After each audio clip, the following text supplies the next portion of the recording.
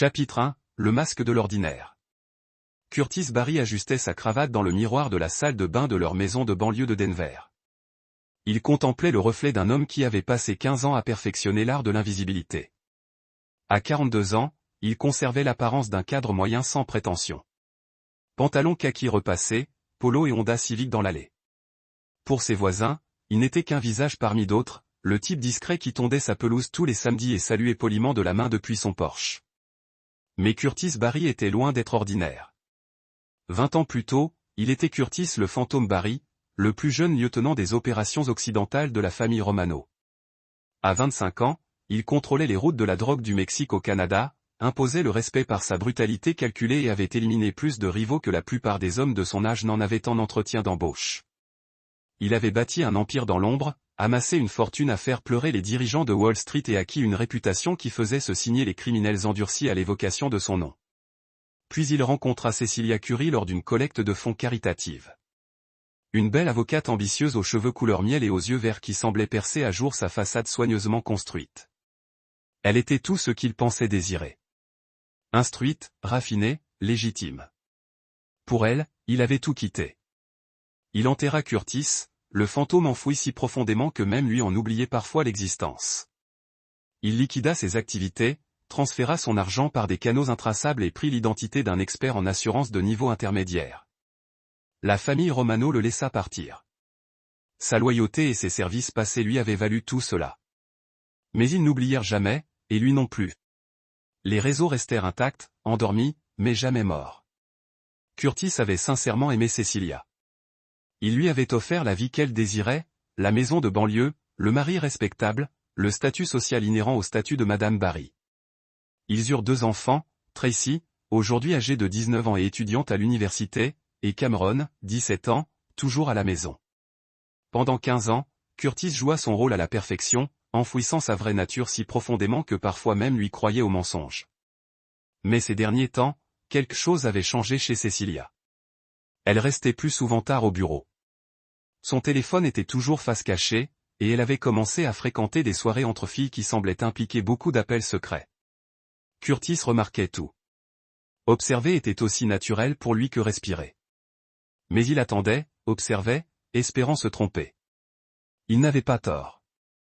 Ce soir-là, Curtis rentra chez lui et trouva Cecilia en train de se maquiller devant le miroir du couloir. Elle portait une robe noire qu'il n'avait jamais vue auparavant, une robe qui épousait ses formes d'une manière qui n'était pas faite pour les réunions de club de lecture. Encore un dîner tardif avec un client, demanda Curtis d'un ton décontracté. Même, fredonna Cecilia sans le regarder. Une grosse fusion d'entreprises pouvait arriver très tard. Curtis hocha la tête, découvrant le mensonge avec la même aisance qu'autrefois avec les informateurs de la police. Il avait développé une patience au fil des ans, celle qui vient de la compréhension que la meilleure vengeance vaut toujours la peine d'attendre. « Je dormirai probablement quand tu rentreras », dit-il en l'embrassant sur la joue. Elle sentait différent. Un nouveau parfum, cher et séduisant. « Ne m'attends pas », répondit-elle en attrapant son sac à main et en se dirigeant vers la porte. Curtis la regarda par la fenêtre tandis qu'elle s'éloignait dans sa BMW, un autre cadeau de sa fortune cachée qu'elle croyait provenir de son salaire modeste et de ses investissements judicieux. Il attendit exactement 30 minutes avant de téléphoner. « Marcus », dit-il lorsque la voix familière répondit. « C'est Ghost. » Il y eut un silence. Marcus Rodriguez avait été l'associé le plus fidèle de Curtis autrefois, et il dirigeait maintenant la sécurité de plusieurs établissements haut de gamme de la ville. « Seigneur, Curtis, ça fait des années. De quoi as-tu besoin ? » De la surveillance. Ma femme. J'ai besoin de tout savoir. À quel point ? Tout. Marcus. Où elle va, qui elle rencontre, ce qu'il commande au dîner et quelle chambre il réserve ensuite. C'est fait. Comme au bon vieux temps. Curtis inspecta la maison qu'il avait construite avec l'argent du sang. Les photos de famille, qui pourraient bien être des mensonges, la vie qu'il avait construite et soigneusement entretenue pendant 15 ans. Exactement comme au bon vieux temps. Chapitre 2. La toile se défait. 3 jours plus tard, Marcus lui remettait une enveloppe Kraft contenant les pires craintes de Curtis en haute définition. Photographies, images vidéo, reçus de cartes bancaires, enregistrements d'hôtels, un portfolio complet de trahisons s'étalant sur 8 mois. Andrew Ferguson. Le partenaire de Cecilia était un promoteur immobilier de 35 ans, à la dentition impeccable, au costume coûteux et réputé pour conclure des affaires avec des femmes mariées autant qu'avec des clients d'affaires. Il conduisait une Porsche, vivait dans un Penthouse en centre-ville et avait cette assurance que lui procurait le fait de ne jamais avoir à assumer les conséquences de ses actes. Curtis examinait chaque photo avec un détachement clinique. Cecilia riait dans un restaurant chic, la main sur la cuisse d'Andrew. Ils entraient tous les deux au Marriott du centre-ville. La main d'Andrew dans le bas de ses reins alors qu'il traversait le hall d'un hôtel. Des moments intimes qui ont anéanti 15 ans de mariage et révélé la dure vérité qui se cachait derrière.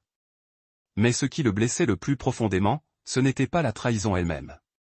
Curtis avait survécu à des trahisons bien pires dans son ancienne vie. C'était la prise de conscience que Cecilia ne l'avait jamais vraiment connue. Elle abandonnait ce qu'elle considérait comme un expert en assurance ennuyeux de la classe moyenne pour un mannequin plus tape à accent grave-l'œil. Elle ignorait totalement qu'elle se débarrassait d'un homme qui aurait pu tout lui donner, qui lui avait déjà tout donné, et qui possédait le pouvoir de détruire des vies d'un simple coup de fil. Ce soir-là, Curtis était assis dans son bureau à domicile, une pièce modeste avec un bureau IKEA et des livres de planification financière sur les étagères. Derrière un faux panneau qu'il avait lui-même installé se trouvaient des objets de sa vie antérieure. Téléphones intraçables, fausses pièces d'identité et coordonnées de personnes capables de faire disparaître définitivement les problèmes. Il passa plusieurs appels ce soir-là.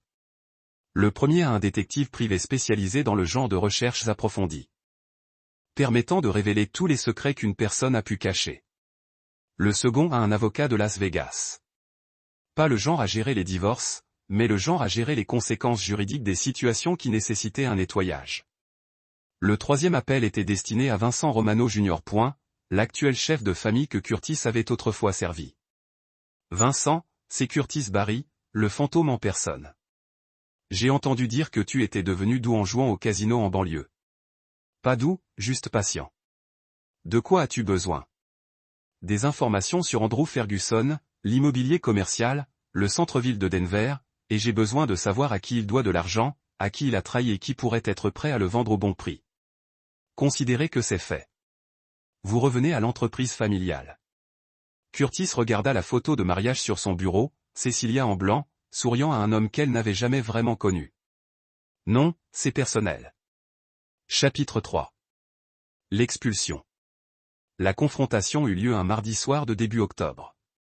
Curtis avait attendu, rassemblant des renseignements, montant son dossier et se préparant au moment où il révélerait ce qu'il savait. Il comptait donner une chance à Cecilia. Une occasion de mettre fin à leur liaison et de revenir à leur mariage. Non pas par faiblesse, mais parce qu'il voulait voir si la femme qu'il avait aimée pendant 15 ans avait encore un vestige de la personne qu'il pensait avoir épousée. Cameron était à l'entraînement de basket quand Curtis rentra chez lui et trouva Cecilia arpentant le salon, son téléphone collé à l'oreille. Elle parlait d'une voix basse et intime qui confirma immédiatement ses soupçons. « Je dois y aller », murmura-t-elle au téléphone en le voyant. Il est rentré. Curtis posa sa serviette et regarda sa femme de 15 ans. « On doit parler de quoi ?» La voix de Cecilia avait le tranchant de quelqu'un qui avait déjà pris sa décision, mais n'avait pas encore trouvé le courage de l'exprimer. Curtis sortit son téléphone et parcourut les photos que Marcus lui avait fournies. Sans un mot, il le tendit à Cecilia. Son visage devint blanc, puis rouge, puis se transforma en une colère provocante. « Tu m'as suivi pendant 8 mois, Cecilia. 8 mois que tu m'as menti au visage, dormi dans notre lit et joué à la maison pendant que tu étais. Pendant que j'étais quoi? Pendant que j'essaie de trouver le bonheur avec un homme ambitieux, qui ne passe pas ses soirées à lire des manuels d'assurance et à planifier sa retraite à 65 ans. » Ces mots frappèrent Curtis comme des coups, mais il garda une expression neutre. « Je t'ai donné tout ce que tu voulais. » Tout. Cecilia rit amèrement. « Tu m'as donné la médiocrité, Curtis. Une maison de banlieue, une vie de classe moyenne et un mari qui se contente d'être invisible à jamais. Andrew a une vision. Il est déterminé.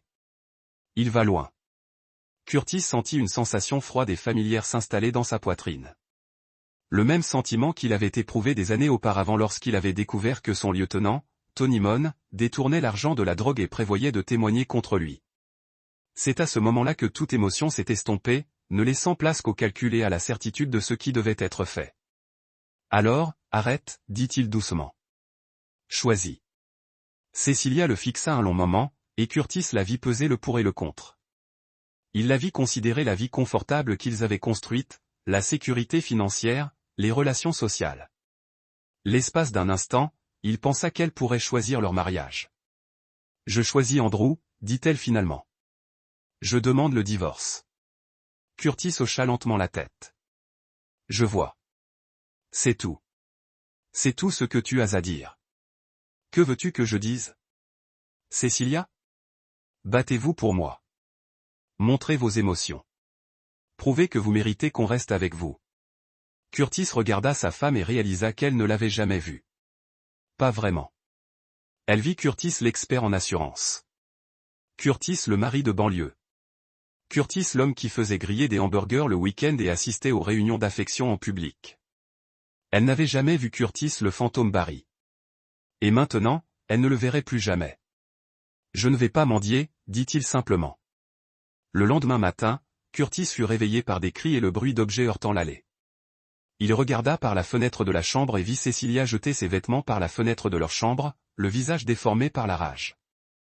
Il s'habilla calmement, prépara une seule valise avec le nécessaire et descendit. Cecilia se tenait près de la porte d'entrée, tenant une enveloppe en papier craft. « Tu es un bon à rien », hurla-t-elle assez fort pour que les voisins l'entendent. « Cette maison et tout ce qu'elle contient m'appartiennent maintenant. J'ai demandé le divorce. » Elle lui jeta les papiers du divorce contre la poitrine et claqua la porte au nez. Curtis resta un moment sur le perron, contemplant la maison qu'il avait achetée avec l'argent gagné par la violence et entretenue pendant 15 ans de tromperie prudente. Ses voisins l'observaient depuis leur fenêtre, probablement désolés pour l'assureur discret dont la femme en avait finalement eu assez. « Très bien, » dit-il doucement à la porte close. Puis Curtis Barry se dirigea vers sa Honda Civic, se rendit dans un hôtel du centre-ville et commença à passer des appels téléphoniques qui allaient tout changer. Chapitre 4. Le début des comptes. Le Marriott du centre-ville possédait un centre d'affaires que Curtis avait utilisé à maintes reprises au cours de ses années de civilité. Mais ce jour-là, il n'était pas Curtis Barry, expert en assurance. Aujourd'hui, il passait le genre d'appel qui exigeait une confidentialité absolue et des connexions intraçables. Depuis sa chambre d'hôtel, Curtis ouvrit un ordinateur portable qui n'avait jamais été connecté à son réseau domestique. Il accéda à des comptes restés inactifs pendant 15 ans, à des comptes bancaires qui ne posaient pas de questions, à des portefeuilles d'investissement gérés par des sociétés spécialisées dans la discrétion, et à des propriétés détenues par des sociétés écrans sans lien apparent avec Curtis Barry. Le premier, cette révélation aurait stupéfié quiconque l'avait connu comme un employé de la classe moyenne dans le secteur des assurances. Curtis valait environ 47 millions de dollars. Une somme gagnée au cours de 15 ans de trafic de drogue, de trafic d'armes et de diverses entreprises qui existaient dans l'ombre d'entreprises légales. Un argent qui avait été nettoyé, investi et multiplié grâce à une gestion rigoureuse et aux opportunités offertes par ses relations dans des entreprises aussi bien criminelles que légales. La deuxième révélation était plus dangereuse. Curtis n'avait jamais vraiment abandonné son ancienne vie. Il l'avait simplement mise en sommeil, entretenant des relations et des contacts qui pouvaient être activés. En cas de besoin. La famille Romano le considérait toujours comme un associé. Son réseau de contacts, faussaires, agents de la force publique, pirates informatiques et intermédiaires, restait fidèle et disponible. Le premier appel de Curtis fut adressé à Elena Vasquez, une avocate spécialisée en immobilier qui l'avait aidé à acquérir des propriétés sous différentes enseignes. En 1 heure, elle avait préparé des documents qui allaient bouleverser la vision que Cecilia avait de sa propre vie. La maison appartient à Mountain View Holdings LLC. Elena expliqua au téléphone, une société qui paie l'hypothèque, les impôts et l'assurance depuis 15 ans. Cecilia Barry n'a jamais été propriétaire, n'a jamais été signataire et n'a aucun droit légal sur la propriété. Mountain View Holdings appartient à une filiale de Romano Investment Partners, elle-même détenue par Curtis Barry. Il a terminé parmi d'autres identités. Curtis avait passé 15 ans à laisser Cecilia croire qu'ils construisaient quelque chose ensemble, alors qu'en réalité, tout, la maison, les voitures, les investissements, lui appartenaient à travers un réseau de sociétés et de structures juridiques qu'elle n'aurait jamais pu imaginer. Son deuxième appel fut adressé à Marcus Rodriguez. « J'ai besoin d'une équipe, » dit Curtis. Professionnel, discret et prêt à envoyer un message. Quel genre de message ? Le genre de message qu'Andrew Ferguson comprendra parfaitement. Le plan de Curtis était d'une élégante simplicité. Andrew Ferguson avait bâti son empire immobilier sur de l'argent emprunté, des opérations à effet de levier et le genre de manœuvre financière qui semblait brillante sur un marché en hausse, mais qui devenait catastrophique lorsqu'une pression inappropriée était exercée. Curtis allait appliquer cette pression systématiquement et sans pitié. Vincent Romano Jr. avait fourni des renseignements détaillés sur les activités commerciales d'Andrew. L'homme était exploité au maximum, avec plusieurs contrats importants dépendant de financements susceptibles de disparaître grâce à des appels téléphoniques judicieux. Il devait de l'argent aux mauvaises personnes, non pas à des criminels, mais à de riches investisseurs qui avaient le pouvoir de le ruiner financièrement s'ils perdaient confiance en ses capacités. Mais Curtis ne s'intéressait pas à une simple destruction financière. C'était trop clair, trop distant. Il voulait qu'Andrew Ferguson comprenne exactement ce qui se passait quand quelqu'un prenait possession d'un objet appartenant à Curtis Barry. Le lendemain matin, Curtis fit appel à un service de location de voitures de luxe et se rendit dans son ancien quartier de banlieue au volant d'une Escalade noire aux vitres teintées. Il portait un costume plus cher que le salaire mensuel de la plupart des gens et transportait des documents qui allaient bouleverser la perception de la réalité de sa femme. L'Escalade s'engagea dans l'allée de la maison que Curtis possédait, mais qu'il avait laissé croire à Cecilia comme étant la leur. Marcus Rodriguez et un autre homme en costume coûteux, tous deux avec l'assurance tranquille de policiers professionnels, s'approchèrent de la porte d'entrée. Curtis resta dans le véhicule, les regardant frapper à travers les vitres teintées. Cecilia ouvrit la porte en peignoir, les cheveux en bataille, visiblement sans visite. Curtis vit sa confusion se transformer en inquiétude en observant les deux hommes qui ne correspondaient pas au profil habituel des visiteurs de banlieue.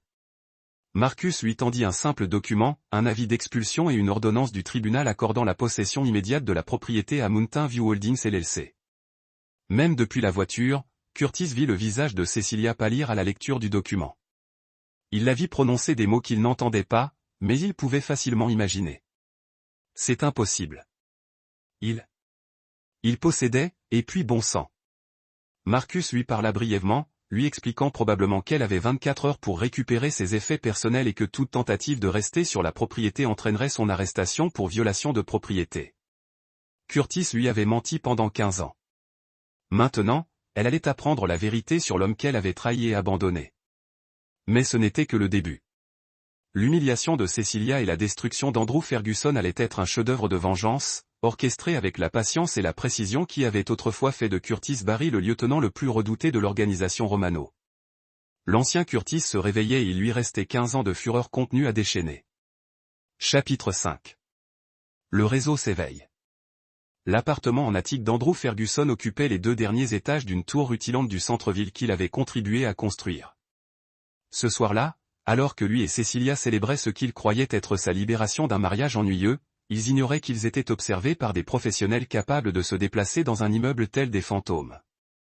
Curtis était assis dans un bureau loué de l'autre côté de la rue, observant à travers des jumelles puissantes ses cibles trinquer à leur avenir commun. Cecilia portait une robe rouge qui coûtait probablement plus cher que son cœur infidèle ne le méritait, tandis qu'Andrew versait du champagne qu'il découvrirait bientôt ne plus pouvoir se permettre. La première phase est terminée, annonça Marcus en entrant dans le bureau avec un dossier. Votre femme a reçu l'avis d'expulsion. Elle a passé tout l'après-midi à téléphoner frénétiquement à des avocats. Et Ferguson, 3 de ses principaux investisseurs, ont reçu des informations anonymes sur sa conduite personnelle et ses irrégularités financières. Le groupe Pinton exige un audit immédiat de ses comptes, et la Metropolitan Bank révise ses lignes de crédit. Curtis sourit. Non pas l'expression aimable de Curtis Barry, le mari de banlieue, mais le calcul froid de Curtis, le fantôme Barry, l'homme qui avait autrefois fait trembler les tueurs adultes. Continuez. Marcus a ouvert le dossier. Nous avons également identifié les points faibles de Ferguson. Il doit beaucoup d'argent à Vincent Carbone. Pas notre Vincent, mais Vincent Carbone de l'organisation de Chicago. Des dettes de geôlier à des parties de poker privées. Environ 300 000. Intéressant. Et sa famille. Ses parents sont décédés. Une sœur, Allison Ferguson, est enseignante à Colorado Springs. Propre, sans lien avec le crime, mais elle a co-signé son premier prêt commercial il y a 5 ans. Elle est toujours redevable d'environ 2 millions en cas de défaut de paiement de son entreprise. Curtis assimila cette information avec la même précision clinique dont il avait fait preuve autrefois pour planifier l'expansion de son territoire et l'élimination de ses rivaux. Andrew Ferguson n'allait pas seulement perdre son argent et sa réputation. Il allait voir tous ses proches souffrir de sa décision de séduire la femme d'un autre.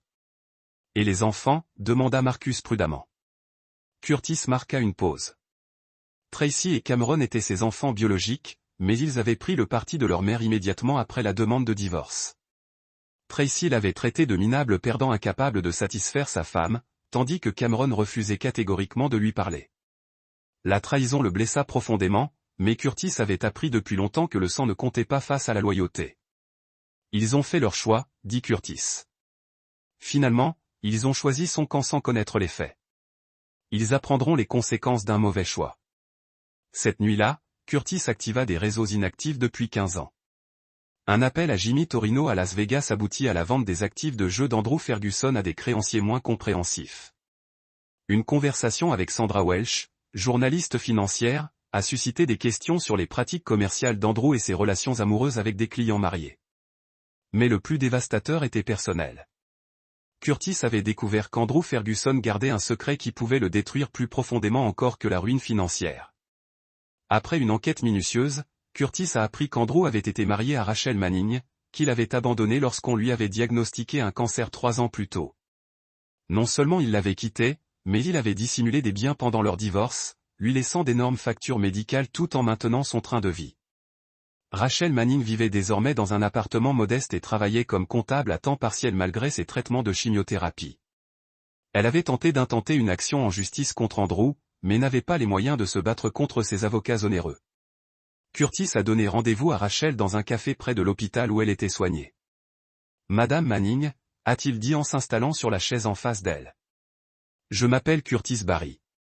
J'aimerais vous aider à obtenir justice de votre ex-mari. » Rachel était une femme d'apparence fragile, la trentaine, mais son regard exprimait une dureté que Curtis reconnaissait. Le regard de quelqu'un qui avait été trahi et abandonné au moment où il avait le plus besoin de soutien. « Je n'ai pas les moyens de payer un autre avocat, dit-elle doucement. Je ne suis pas avocate, mais j'ai des ressources qui peuvent vous aider à récupérer ce qu'il vous a volé. » Curtis glissa une carte de visite sur la table, non pas celle de sa compagnie d'assurance, mais celle qui le présentait comme consultant pour Mountain View Holdings. Andrew Ferguson a détruit votre vie pour son propre bien. Souhaitez-vous lui rendre l'appareil? 2 heures plus tard, Rachel Manning sortait du café avec un chèque de $50 000 pour couvrir ses frais médicaux immédiats et la promesse qu'Andrew Ferguson paierait chaque instant de souffrance qu'il lui avait causé. Curtis venait de dégainer son arme la plus puissante dans la guerre contre Andrew Ferguson, une femme lésée qui n'avait plus rien à perdre et tout à gagner de la destruction de son ex-mari. Les pièces du puzzle se mettaient en place, et Curtis, le fantôme Barry, se rappelait pourquoi il avait été autrefois l'homme le plus redouté de l'organisation Romano. Chapitre 6. Le premier sang.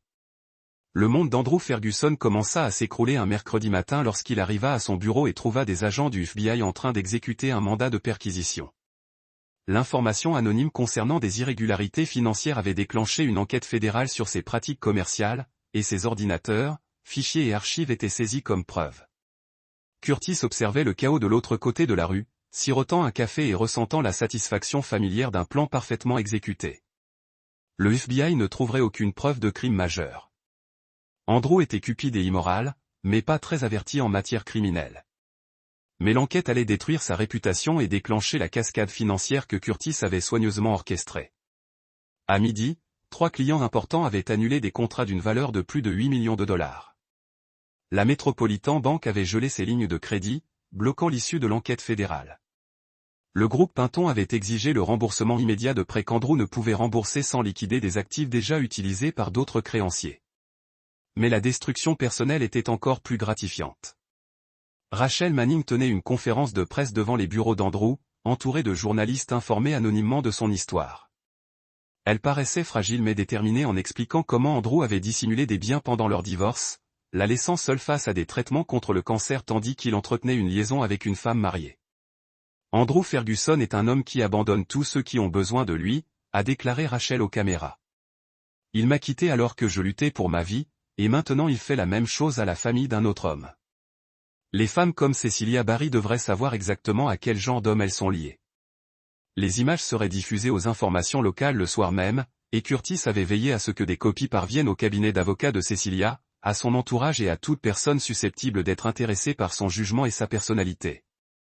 Pendant ce temps, Cecilia découvrait que sa vie confortable reposait sur des fondations qu'elle n'avait jamais comprises.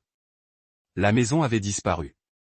Les voitures étaient saisies par des sociétés dont elle n'avait jamais entendu parler, et les comptes bancaires qu'elle croyait être des biens communs s'étaient révélés être des entreprises individuelles appartenant à son mari arrangé. Elle avait emménagé temporairement avec Andrew, mais son appartement en attique était sur le point d'être saisi par ses créanciers. Ils apprenaient tous deux que leur histoire d'amour passionné paraissait bien moins attrayante au vu des ruines de leurs vies respectives. Ce soir-là, Curtis reçut un appel de Vincent Romano Jr. « Votre fils Ferguson est dans de beaux draps », rapporta Vincent. Vincent Carbone, de Chicago, est très mécontent de ses dettes de jeu. Il paraît qu'il prévoit d'envoyer des gens à Denver pour les recouvrer. Quel dommage! Dit Curtis sans la moindre compassion. Vous voulez que nous intervenions? Non. Laissez Carbone gérer ses affaires. Mais assurez-vous que Ferguson comprenne que ses problèmes ne font que commencer. Curtis avait passé des années à apprendre que la vengeance la plus efficace était une vengeance complète. Il ne suffisait pas de ruiner quelqu'un financièrement. Il fallait décortiquer leur vie pièce par pièce jusqu'à ce qu'ils comprennent l'ampleur de leur erreur. Andrew Ferguson allait apprendre cette leçon avec une précision extrême. Le lendemain matin, Curtis fit une visite qui aurait été impossible pour Curtis Barry, expert en assurance, mais qui se fit sans effort pour Curtis, le fantôme Barry, ancien lieutenant de la famille Romano. Il entra dans l'immeuble du centre-ville où Cecilia travaillait comme associée dans un prestigieux cabinet d'avocats. Les agents de sécurité ne l'en empêchèrent pas. Son costume coûteux, son allure assurée et les deux hommes qui l'accompagnaient laissaient présager une personne ayant des relations sérieuses et dangereuses. Curtis trouva Cecilia dans son bureau, passant des coups de fil frénétiques pour tenter de sauver sa situation. Elle leva les yeux à son entrée et, pour la première fois depuis 15 ans, vit son mari sans le masque de la médiocrité banlieusarde. « Bonjour, Cecilia », dit Curtis en s'installant sur la chaise en face de son bureau. « Il faut qu'on parle. » Cecilia le fixa du regard, remarquant son costume coûteux, sa posture assurée et quelque chose dans son regard qu'elle n'avait jamais vu auparavant. Une froideur et une certaine méfiance qui lui firent soudain peur. « Qui êtes-vous » murmura-t-elle. Curtis sourit, une expression peu agréable. « Je suis votre mari » dit-il. « Je ne suis simplement pas l'homme que vous pensiez avoir épousé. » Chapitre 7. Le vrai visage révélé. Le bureau de Cecilia semblait plus petit que d'habitude tandis que Curtis s'adossait à sa chaise, observant sa femme avec le même intérêt détaché qu'il avait autrefois réservé aux rivaux à éliminer.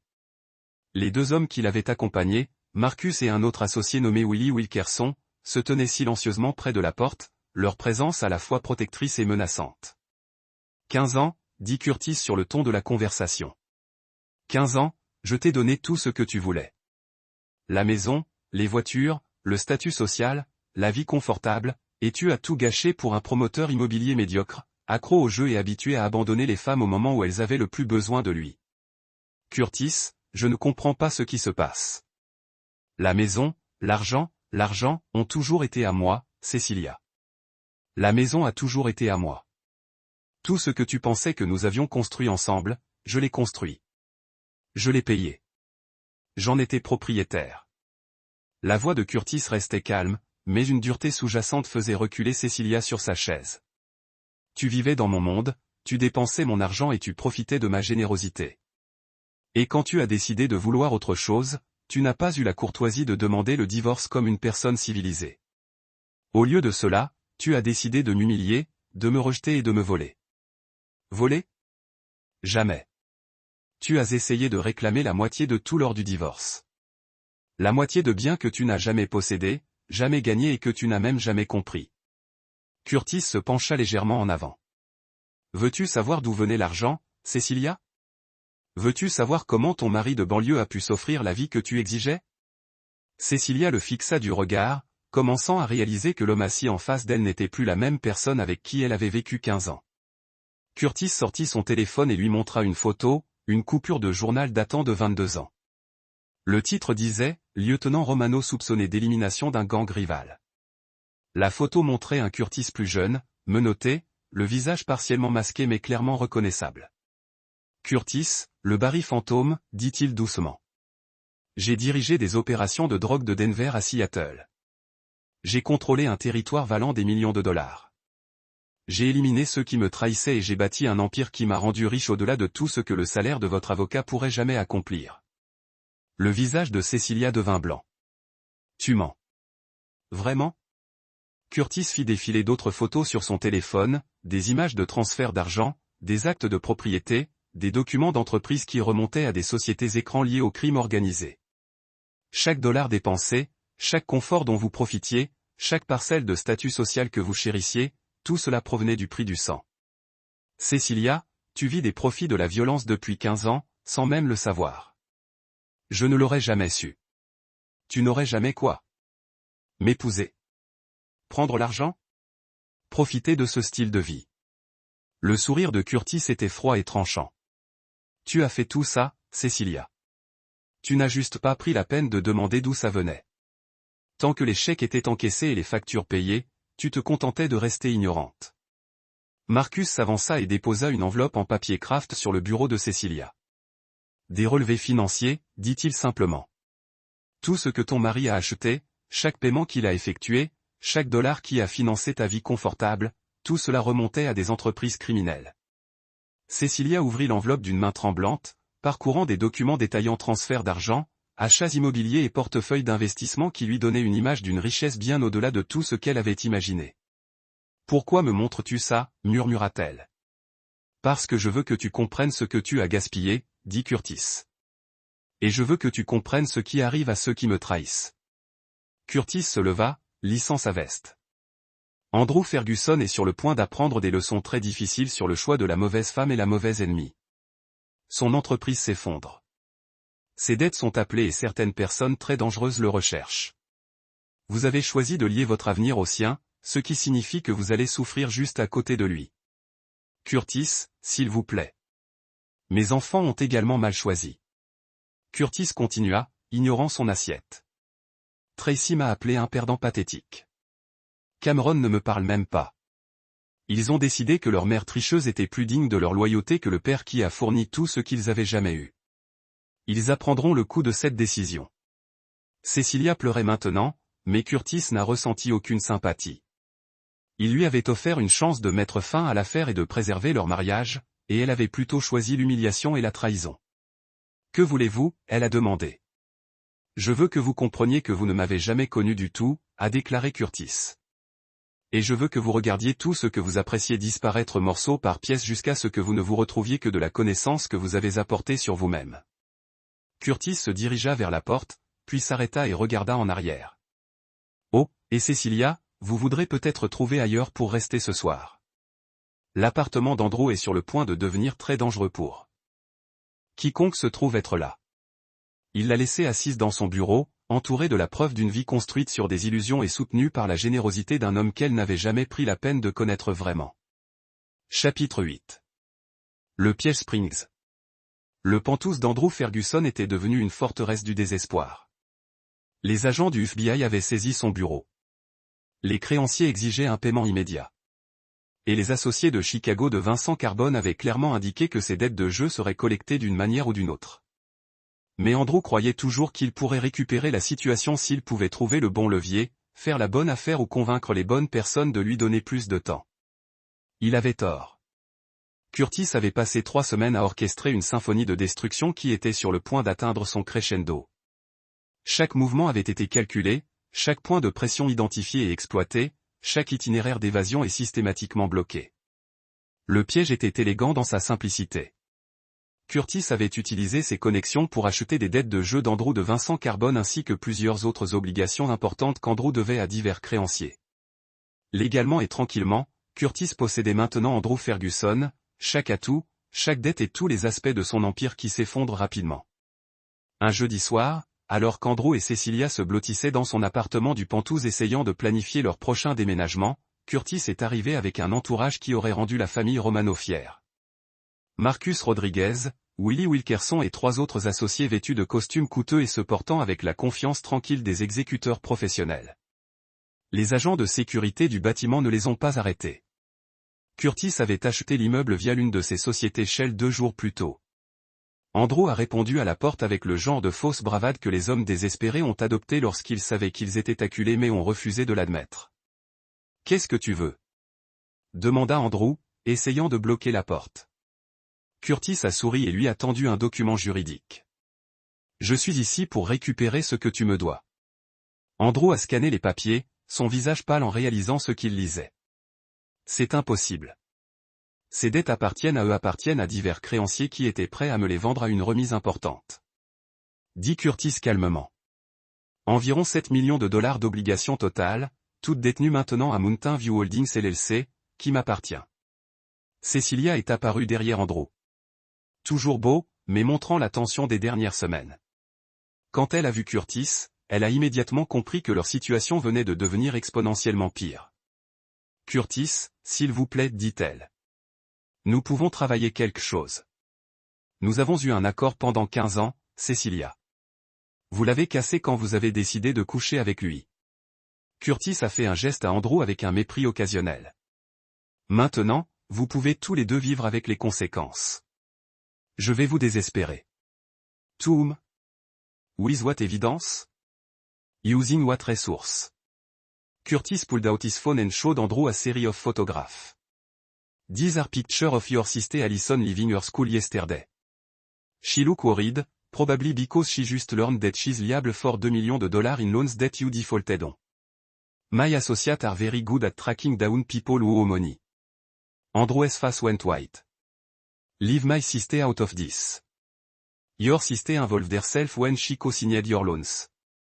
Just like Cecilia s'est impliquée quand elle a choisi de dormir avec un homme qui me devait des millions de dollars. La voix de Curtis est restée conversationnelle, mais la menace était indubitable. Voici ce qui va se passer. Vous allez signer tous les actifs que vous possédez pour rembourser vos dettes. Le Penthouse, les voitures, les comptes d'investissement, tout. Et puis vous allez disparaître de Denver et ne jamais revenir. Et si je refuse, Marcus s'avança, atteignant sa veste juste assez pour révéler la poignée d'un pistolet. Ensuite, nous gérons cela à l'ancienne. Curtis n'avait aucune intention de nuire réellement à Andrew ou Cecilia. Cela aurait été inefficace et inutilement risqué, mais ils ne le savaient pas, et leur peur était presque aussi satisfaisante que leur destruction. Vous avez 24 heures pour tout liquider et transférer le produit au compte que je spécifie, a poursuivi Curtis.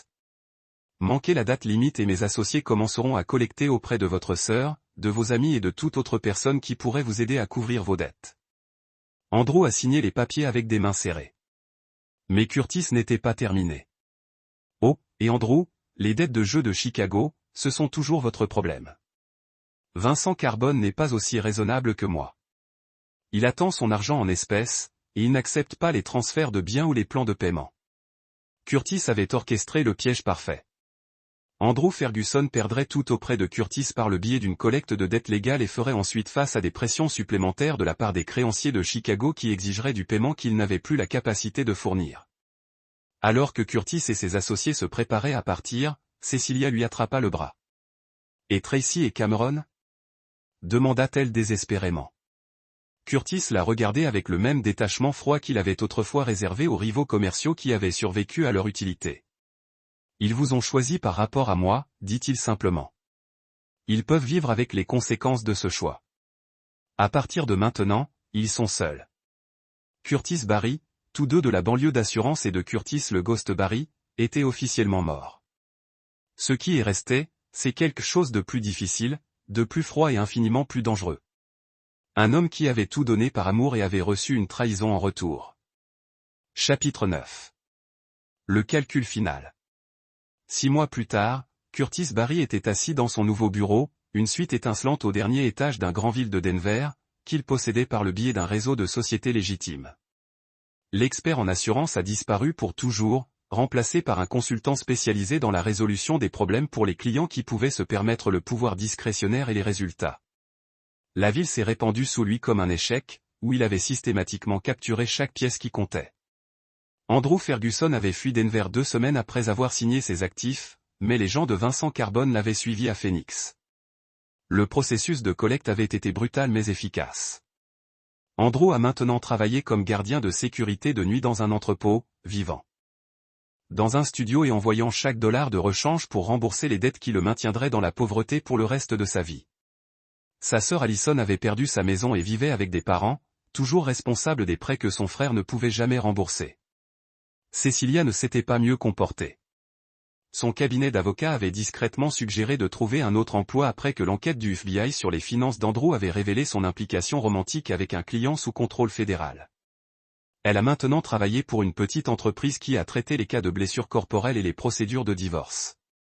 Loin de la prestigieuse pratique d'entreprise qu'elle avait appréciée autrefois. La maison de la banlieue était vide, un monument à des promesses brisées et une confiance égarée. Curtis avait envisagé de le vendre, mais avait décidé de le garder comme un rappel des 15 années qu'il avait passées à vivre la définition du succès de quelqu'un d'autre. Mais les victimes les plus douloureuses étaient Tracy et Cameron. Tracy l'avait appelé 3 mois plus tôt, sa voix tremblant en expliquant que son fonds universitaire avait disparu avec tout le reste. Elle ne pouvait pas se permettre les frais de scolarité, ne pouvait pas obtenir de prêts étudiants sans cosignature et ne pouvait pas comprendre comment son père, qu'elle avait rejeté comme perdant pathétique, avait réussi à détruire son avenir si complètement. « Papa, s'il te plaît, avait-elle supplié. Je sais que j'ai dit des choses terribles, mais j'étais en colère et confuse. Maman nous a dit que vous aviez une panne, que vous étiez déraisonnable au sujet du divorce. Nous ne savions pas. Tu ne voulais pas savoir. » Curtis avait répondu tranquillement. « Vous avez choisi de croire ces mensonges plutôt que de me demander la vérité. Vous m'avez appelé pathétique sans rien comprendre sur qui je suis ou ce que j'ai fait pour cette famille. Je suis désolé. Je suis vraiment désolé, papa. S'il vous plaît, je ferai n'importe quoi. » Le temps pour les excuses était avant de choisir les équipes, avait dit Curtis, puis il a raccroché. Cameron avait été encore plus dévastateur. À 17 ans, il était assez vieux pour comprendre toute la portée de ce qui s'était passé, mais assez jeune pour avoir encore besoin du soutien de son père. Il avait tenté de se suicider 2 mois plus tôt, un acte désespéré qui l'avait atterri en soins psychiatriques et l'avait laissé briser d'une manière qui pourrait ne jamais guérir complètement. Curtis lui avait rendu visite une fois à l'hôpital, regardant son fils à travers du verre pare-balles et sentant quelque chose se fissurer dans sa poitrine. Cameron avait vieilli des années en quelques mois, son visage gant et ses yeux creux avec le genre de désespoir qui venait de regarder tout ce que vous croyez de votre vie révélé comme un mensonge. Pourquoi ? Cameron avait chuchoté à travers l'interphone. Pourquoi nous avez-vous laissé vous détester ? Pourquoi ne nous avez-vous pas dit la vérité ? Parce que je voulais que tu me choisis en fonction de qui j'étais pour toi, pas de ce que je pouvais te donner. Curtis avait répondu. Et vous avez plutôt choisi votre mère. Nous étions des enfants. Nous n'avons pas compris. Vous avez 17 ans, Cameron, assez vieux pour faire des choix et vivre avec les conséquences. Curtis avait quitté l'hôpital ce jour-là en sachant qu'il ne reverrait plus jamais son fils. Cameron grandirait dans la pauvreté, marqué par la trahison de son père et les mensonges de sa mère. Et Curtis vivrait en sachant que son besoin de vengeance avait détruit les 2 personnes qu'il aimait le plus dans le monde. Mais Curtis, le fantôme, Barry avait appris il y a longtemps que certains prix valaient la peine d'être payés, et certaines trahisons ne pouvaient jamais être pardonnées. Un coup à la porte de son bureau a interrompu ses pensées. Marcus Rodriguez est entré en portant un dossier de fichiers et portant le type d'expression qui suggérait des nouvelles importantes. Le peuple de Vincent Carbone a trouvé Andrew Ferguson. Marcus a rapporté que la police de Phoenix l'appelait un vol qui a mal tourné, mais nous savons tous les deux mieux. Curtis hocha la tête sans émotion. La mort d'Andrew Ferguson était regrettable mais prévisible. Les hommes qui devaient de l'argent à la tenue de Chicago vivaient rarement assez longtemps pour payer leurs dettes en totalité. Et Madame Barry travaillant pour une entreprise qui gère les cas de glissement et de chute, vivant dans un appartement d'une chambre à Aurora. Elle a pris du poids, boit trop et passe ses soirées à appeler les hommes de des sites de rencontres qui ne la rappellent jamais. Les enfants, Tracy ont abandonné l'école et travaillent dans un restaurant à Fort Collins. Cameron vit dans une maison de groupe pour les adolescents en difficulté. Aucun d'eux n'a essayé de vous contacter dans plus de 2 mois. Curtis a absorbé ces informations avec le même détachement clinique qu'il avait utilisé autrefois pour évaluer le territoire ennemi. Sa famille a été détruite, éparpillée au vent comme des débris d'une explosion. Andrew Ferguson était mort. Et Curtis Berry, les 2 versions de lui, avaient complètement gagné. Alors pourquoi la victoire a-t-elle le goût des cendres ? Curtis se dirigea vers la fenêtre et regarda la ville qu'il contrôlait maintenant de l'ombre. Il avait de l'argent, du pouvoir, du respect et du genre de réputation qui faisait se retirer des personnes dangereuses lorsqu'il est entré dans une pièce. Il avait tout ce qu'il possédait autrefois comme Curtis, le fantôme Barry, ainsi que la sagesse qui venait de 15 ans de cachette parmi les gens ordinaires. Mais il était totalement seul. Son téléphone bourdonnait d'un SMS de Tracy. « Papa, s'il te plaît. Je suis enceinte et je n'ai nulle part où aller. Je sais que je ne mérite pas votre aide, mais le bébé n'a rien choisi de tout cela. » Curtis regarda le message pendant longtemps, sentant quelque chose qui aurait pu être sa conscience, remuant après des mois de calculs impitoyables. Sa fille portait son petit enfant, une nouvelle vie qui n'avait aucune responsabilité pour les trahisons et les promesses brisées qui avaient détruit leur famille. Pendant un moment, Curtis a envisagé de la rappeler. Il a imaginé lui offrir un endroit où séjourner, l'aider à traverser la grossesse, peut-être même reconstruire une petite partie de la relation qu'ils avaient partagée autrefois. Il avait l'argent et les ressources pour la mettre à l'aise. Et peut-être, juste peut-être, il pourrait trouver une rédemption dans la protection de son petit enfant des conséquences de sa vengeance. Puis Curtis se souvenait du son de la voix de Tracy lorsqu'elle l'a appelé un perdant pathétique. Il se souvenait du refus de Cameron de lui parler et de l'aspect de mépris de Cecilia lorsqu'elle a choisi Andrew Ferguson sur 15 ans de mariage. Curtis a supprimé le message sans répondre. Il avait appris la leçon la plus importante de sa vie. Le pardon était un luxe que Curtis, le fantôme Barry, ne pouvait pas se permettre. Il avait construit son empire sur le principe selon lequel la trahison a eu des conséquences, et il ne compromettrait ce principe pour personne. Pas pour sa femme, pas pour ses enfants, et pas pour un petit enfant qu'il ne se rencontrerait jamais. Curtis Barry était enfin libre. Sans les illusions du bonheur de la banlieue, libre du fardeau de faire semblant d'être quelqu'un qu'il n'était pas, et libre de la faiblesse qui l'avait rendu vulnérable à la trahison. Il était également complètement irrévocablement seul. Alors que le soleil se couchait sur Denver, Curtis s'est versé un verre de whisky cher et a grillé sa victoire. Il avait détruit tous ceux qu'il avait traversés, protégé son empire et prouvé que Curtis, le fantôme, Barry, n'était pas un homme qui pouvait être jeté et oublié. La vengeance était complète, la justice était absolue et le coup était tout ce qui lui avait jamais compté. Curtis Barry avait gagné et en gagnant, il s'était perdu pour toujours.